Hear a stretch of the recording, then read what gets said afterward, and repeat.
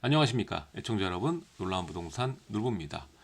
자, 과거 얼마 전까지만 하더라도 뭐 그리 과거라고 보기도 어렵죠. 몇 개월 전만 하더라도 매주 그래프를 볼 때는 매매 가격을 중심으로 봤습니다. 근데 요즘에는 워낙 이 전세 문제가 심각하게 발현되고 있다 보니까 매주 전세가부터 확인을 하게 됩니다. 특히 이 서울보다는 경기 지역의 상승률이 훨씬 더 높거든요. 그리고 이 매매가의 움직임과는 비교가 되지 않을 정도로 이 몇 개월 사이인데도 불구하고 엄청난 변화가 시장에 일어났습니다. 그래서 매주 또 전세 가격 중심으로 보게 되는 것 같은데, 자, 여기에 이 해결 방법, 이 전세가를 과연 안정시킬 수 있는 방법이 뭘까라고 생각을 했을 때 저마저도 마땅한 방법이 쉽게 떠오르질 않습니다. 사실 이 공급에 대한 얘기는 입이 아프죠. 부동산 같은 경우에는 공급에 있어서 비탄력적인 움직임을 보입니다. 뭐 우리가 볼펜처럼 바로 만들고 싶다고 해서 만들 수 있는, 당장 뚝딱 만들 수 있는 재화가 아니다 보니까 뭐 최소 3년 그리고 평균 5년 뭐 이 정도는 기간이 필요합니다. 자, 물론 서울이나 뭐 수도권에 지금 멸시 물량이 또 추가로 제공될 수 있는 물량이 어느 정도 있긴 하겠지만 당장의 21년과 22년을 해결할 수 있는 물량은 없거든요. 그러다 보니까 더 걱정되는 부분이고, 이전에도 말씀을 드렸지만 내년에는 전세가가 더 심각한 문제를 낳게 될 것입니다. 게다가 많은 분들이 또 부동산 시장 가격이 너무 올랐다 보니까 이제는 떨어질 것이다 라고 이렇게 두 가지 생각으로 기다리고 계시는 수요자분들도 계실 텐데, 오히려 기다리다가 지금 예전에 봤던 매매가를 전세가가 넘어갔죠. 심지어 분양가도 넘어갔기 때문에 2년 전에 분양가를 임대가가 훨씬 매덕 상향하는 단지들도 굉장히 많이 눈에 보입니다. 그러다 보니까 그런 분들 입장에서 봤을 때는 얼마나 이 망연자실할까, 예? 그런 생각마저 들면서 안타깝기 그지없습니다. 근데 이런 상황에서 여당에서는 어떠한 방법을 내놓고 있습니까, 지금? 자, 이 계약 갱신 청구권의 유효 기간이 짧다, 더 길게 해서 안정되게 할 수 있다, 이런 생각을 아직도 가지고 있습니다. 2 플러스 2를 넘어서 3년, 3년, 기본 계약을 2년이 아닌 3년으로 바꾸자라고 발의를 했고, 또 이전 7월에는 2년, 2년, 2년, 최장 6년으로 거주권을 만들어주자, 이런 법안까지 추진을 했었습니다. 지금 현재 그래프를 보고 시장 상황을 보고 직접 중개소들 다 만나보고 이랬다면 이런 소리 절대 못합니다. 현장의 소리를 듣는 정치인들이 없다라는 소리와 같습니다. 저도 지금 현장에서 보면 이런 부분이 많이 문제가 됩니다. 일단은 다주택자의 그 마인드 자체도 변화가 됐어요. 왜냐하면 앞으로 4년 동안 묶이니까 전세가를 지금 시세보다 높게 무조건 받으려고 하고 있어요. 시간이 가더라도. 예를 들어 우리가 상가 같은 경우에도 신축 나오면 기대 수익률, 요구 수익률 맞추기 위해서 상당 기간 동안 뭐 1년이 되든 2년이 되든 비워놓는 경우들 다반사죠. 비슷한 경우입니다. 어차피 이제 4년 묶이고 다음에 전세 났을 때 4년이라는 시간을 기다려야 되니까 아예 조금 기다리더라도, 조금 공실이더라도 높이 받으려고 하는 거예요. 예, 그 기간의 시간의 이익을 본인이 취해야 되기 때문에 어차피 못 올리잖아요. 거기에다가 시중에 물건은 없다 보니까 그 원하는 높은 가격이 결국 시세가 되는 게 지금 현 상황입니다. 그러니까 폭등이죠. 몇 개월 전만 해도 전세가가 7억이던 아파트가 이제 10억이 넘습니다. 매매가도 아니고, 매매가도 이렇게 오르진 않겠습니다. 지금 이런 상황입니다. 근데 앉아가지고 2 플러스 2가 부족하다고 3 플러스 3, 뭐 전세 6년 얘기를 한다고요. 지금 내년에 이 신고제가 시행이 되죠. 신고제가 임대 3법 중에 지금 2개만 나와 있습니다. 이제 신고제까지 하면은 우리 실거래가 신고하듯이 완전하게 이 전세 시장도 투명해집니다. 지금 우리가 공시가격이 올라가는 거 보면은 전세 가격도 이렇게 올려서 나중에 신고제가 들어가면 이게 또 세금의 기준, 하나의 그 데이터가 되지 않을까, 이런 생각까지 들 정도입니다. 물론 아니겠죠. 하지만 의심은 지울 수가 없습니다. 전세가를 왜 이렇게 올라가는 그 방법, 이게 기본적인 경제나 수학적인 공부만 되더라도 이렇게 하면은 전세가가 올라가는 걸 누구나도 알 수 있는데, 이렇게 한다는 것은 뭔가 이유가 있어 보인다. 예, 이게 제 개인적인 생각입니다. 자, 지금 얼마나 심각한지 한번 얘기를 해보죠. 자, 전세 대란이 심각하게 더 심화되고 있습니다. 임대 입법, 일단 하나는 안 들어갔으니까 임대 입법으로 얘기를 하는 거예요. 전국에 이 1000세대 이상 단지들만 데이터로 봤을 때 아파트 전세 매물 5개도 안 되는 단지가 72%예요. 너무한 거 아닙니까? 1000세대 이상인데 전세 매물 5개도 안 되는 데가 10단지 중에 7개가 넘는다고요. 예. 이러니까 전세 가격이 안 올라가고 배겨요. 안 올라가는 게 이상하네. 그렇죠? 지금 이렇기 때문에 구조가 공급보다 수요가 압도적으로 높아지는 구조에 빠져 있고, 게다가 이사철, 예, 이사철이 겹쳐 있는 상황이죠. 최근에는 조금 날씨가 괜찮아져서 이 12월 달까지도 이사를 좀 활발히 진행하는 케이스가 많거든요. 그러다 보니까 요즘 수요, 예, 공급보다 수요가 많은 압도적인 구조다. 전세 가격이 폭등할 수밖에 없고, 아까도 말씀드렸지만은 뒤로 되돌리는 것 외에는 방법이 없습니다. 공급을 하는 것도 장기적으로 안정화 방안일 뿐이지 지금 당장 해결은 안 돼요. 예. 자, 그리고 자, 임대 입법 시행한 다음에 이 얘기를 많이 합니다. 지금 전세가가 올라간 그 시기를 보면은 다 뭐 금리가 낮아서 뭐 다른 이유들 막 얘기를 하는데, 그냥 이번 전세가 급등은 얘예요, 얘. 임대 입법 때문에 그런 거예요. 다른 거 이유 없습니다. 다른 거 뭐 예전엔 안 그랬나? 자, 임대 입법. 예, 기존에 있는 공급 물량을 더 줄여버리니까 양도세 중과랑 같은 놈이에요. 양도세 중과는 매매 시장을 이렇게 만들었고요. 그리고 임대 입법은 전세 시장을 이렇게 만든 겁니다. 자, 서울 아파트 전세 평균 상승률이 와, 7.5%예요. 금액으로 따지니까 서울만 3,700만 원이에요. 평균입니다. 이거는 이 데이터를 이게 19년이라고 해서 예전 19년 만에 최악이 아니라 수급지수 체크예요. 체크 연도를 계산했을 때 19년 만에, 그러니까 조사 이래 최악이다 이 얘기예요. 저도 이거를 이런 전세가 파동은 본 적이 없기 때문에, 네, 수급지수 3개월 만에 뭐 3억이 오르는, 매매가보다 더 오르는, 1년에 2억 오르는 동네가 전세가가 3개월 만에 3억이 올랐어요. 이게 최악이죠. 자, 그리고 이 경제를 논할 때는 사이클을 많이 얘기를 하고, 뭐 서울이 오르면 지방이 약세, 지방이 오르면 서울이 약세, 뭐 이런 얘기들, 기존의 데이터들 보고 뭐 이렇게 된다 뭐 얘기를 많이 하시잖아요. 근데 요즘에는 뭐 전국적인 상승세입니다. 어디 하나 빼놓고 말할 수가 없어요. 물론 일부 지역 빼고요.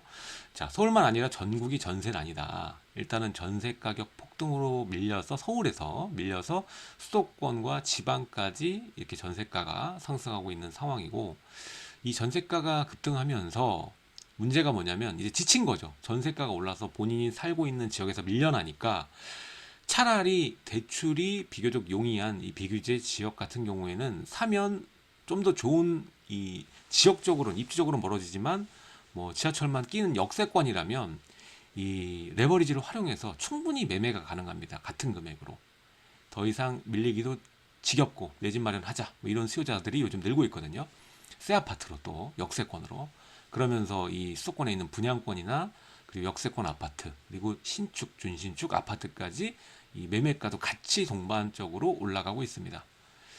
그래서 서울의 중저가 단지들, 그리고 비교적 저렴한 단지들, 규제가 없어서 대출이 충분히 되는 이런 지역들은 이 매수로 전환 수요가 증가하면서 매매가도 뜨겁다.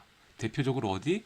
부산, 울산, 김포, 파주, 공주, 천안 뭐 이런 지역들, 다 오르고 있어요. 등등이라고 얘기한 게 뭐냐면 안 오르는 데가 없어서 등등 쓴 거예요. 규제 지역이면서도 오르는 데도 있고, 예, 많이 다 오르고 있습니다. 여기에 배경에는 뭐가 있다? 이 전세 급등이 한 몫을 하고 있다. 왜냐? 이 전세 가격이 올라가면서 현재 가치 자체가 올라가고 있는 거 아닙니까? 전세 가격은 철저하게 현재 가치, 매매 가격은 미래 가치의 반영이라고 볼 수가 있는데, 지금 미래 가치는 그대로 있는데 현재 가치가 지금 급등하고 인플레이션 되고 있잖아요. 그러니까 매매가가 안 오르는 게 이상한 거죠. 자, 그럼 얼마나 심각한지 한번 그래프로 확인을 해 볼게요. 일단은 전부 다 아는 서울부터 먼저 보시면은, 자, 그래프는 일부러 6월 달부터 잡아놨습니다. 6, 7, 8, 9, 10 이렇게 잡아놨는데, 일단은 617, 710도 있지만 이 임대차 3법이 처음 이 도입에 대한 얘기가 나왔을 때가 이제 6월 달부터기 때문에 이렇게 넣어놨고요. 지금 보면은 공통점이 6월부터 10월 달까지 모두 상승이라는 점, 그리고 매매가 가장 높았던 달은 7월, 그리고 임대 전세가 가장 이 변동이 심했던 시즌은 9월이다. 이 정도 아시면 될 것 같고요. 일단은 매물 자체가 6월을 기점으로 봤을 때 현저하게 줄어든 모습을 볼 수가 있습니다. 지금 11월 3일 기점으로 보시면은 전세 물량이 요만큼 있던 것이 지금 이렇게 줄어든 것이죠. 이렇게 줄어들었고 거의 뭐 40%가량 감소된 것으로 확인이 되고요. 자, 월세 같은 경우에도 월세도 줄었습니다.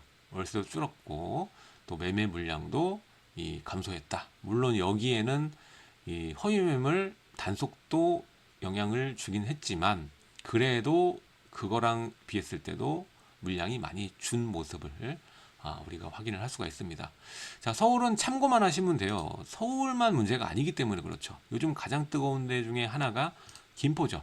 자, 김포 보겠습니다. 김포에 아까랑 비교해 봤을 때 어떻습니까? 매매는 뭐 계속, 6월 달엔 움직임이 없죠. 6월엔 0이에요, 0. 예. 근데 이제 7월부터 본격적으로, 이때가 언제죠? 617. 그쵸? 김포는 포함이 안 됩니다. 그러면서 한번 쫙 올랐죠.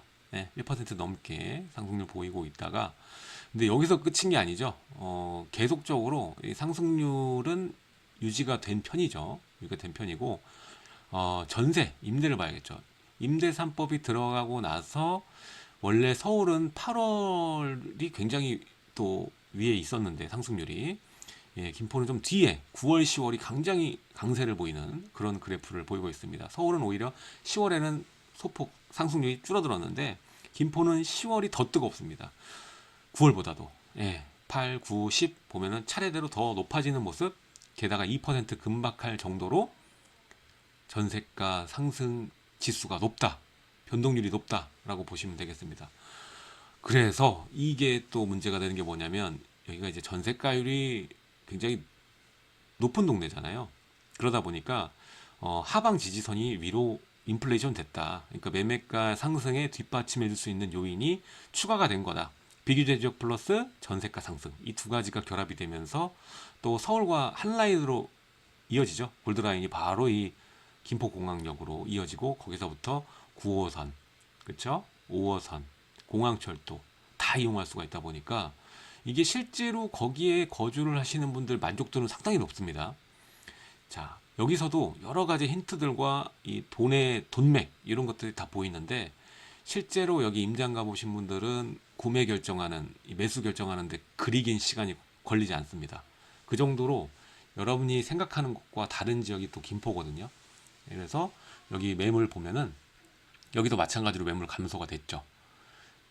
자, 일단 지역으로 얘기했을 때는 뭐 서울보다 공급 가뭄이다 뭐 이렇게 보기는 어렵지만 그래도 6월 달과 비교했을 때는 매물이 감소한 모습 볼 수가 있습니다.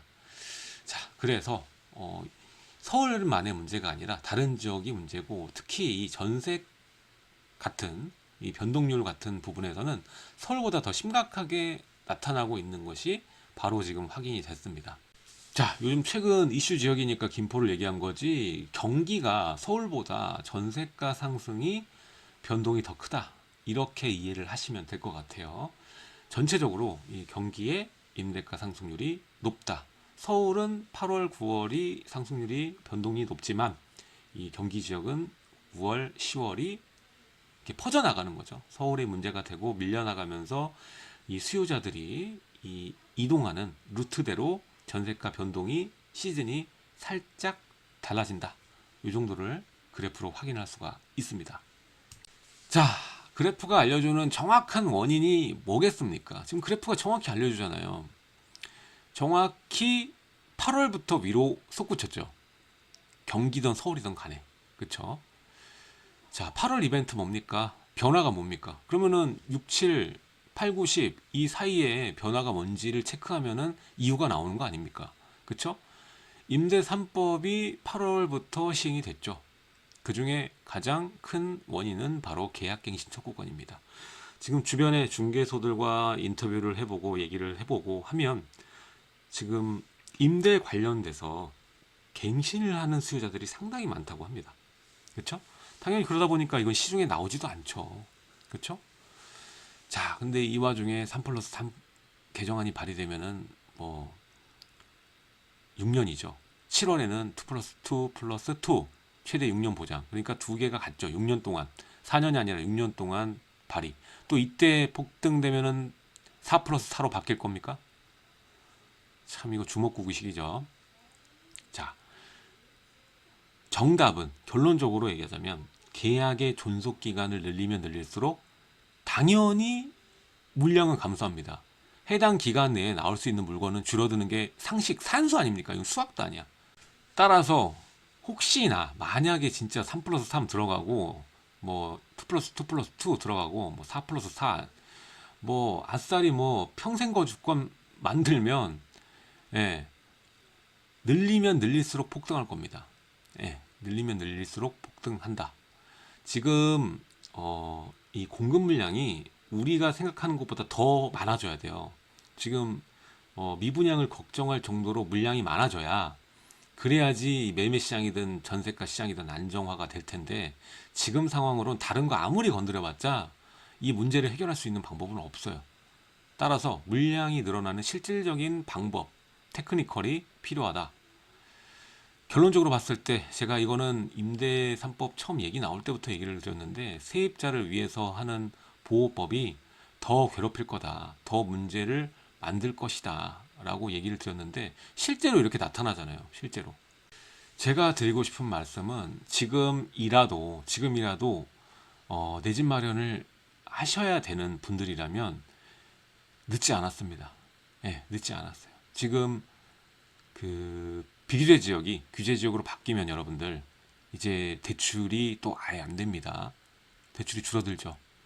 70% 되는 대출이 줄어들게 됩니다. 조정 지역으로 바뀌면 이제 60%, 40% 바뀔 수가 있죠. 그러다 보니까 더 늦기 전에 여러분들 선택을 하시는 것이 저는 개인적으로 좋지 않을까. 왜냐하면 내년하고 내후년이 너무 저는 걱정이 됩니다.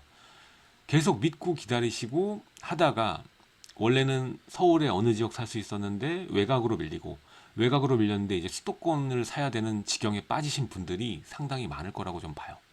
네. 예전엔 뭐 예전 얘기하면 안 되지만 2014년, 13년만 하더라도 한 수중에 뭐 2, 3억만 있으시면은 강남 송파 아파트, 뭐 엘스 뭐 이런 거 살 수 있었습니다. 네. 근데 시간이 지나고 그때도 뭐 비싸다고 얘기가 많았죠. 그래서 안 사시는 분들 많은데 결론적으로는 어땠습니까? 투자를 하시는 분들은 지금 투자 안 하셔도 돼요. 거주할 집은 있잖아요. 투자 안 하셔도 됩니다. 근데 실제로 내 집이 없으신 분들, 그분들은 정말 걱정돼서 드리는 말씀이에요. 혹시나 이게 더 문제가 심각하게 발현되고 세계적으로 국제 정세가 돈을 푸는 방향으로 한 방향으로 가게 된다면 여러분들의 기억에서 가장 안타까운 순간이 지금이 될 수밖에 없습니다. 그때 할 걸. 지금 계속 뭐 술자리에서 보거나 뭐 친구들끼리 만나도 그때 할 거리란 얘기 너무 많이 하잖아요. 그 후회하는 그때 중 마지막 가장 큰 아쉬운 시점이 지금이 될 수 있다라는 거예요. 집이 있으신 분들은 그나마 지금 아유 내가 그때 이거 사지 말고 저거 샀으면 이 정도만 걱정하시겠지만 집이 아예 없으신 분들은 본인이 거주할 수 있는 공간이 아예 뒤로 밀려버립니다.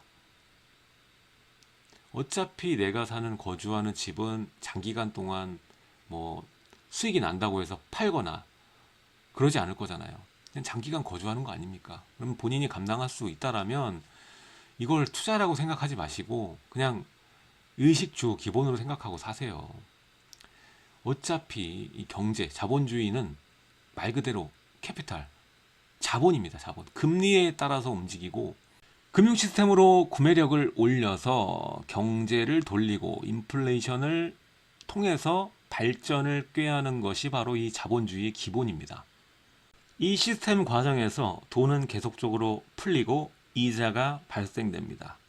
그러니까 이 돈이 일정하게 유지되는 것이 아니라 이 이자, 금리로 인해서 원래보다 더 많아지는 것이죠.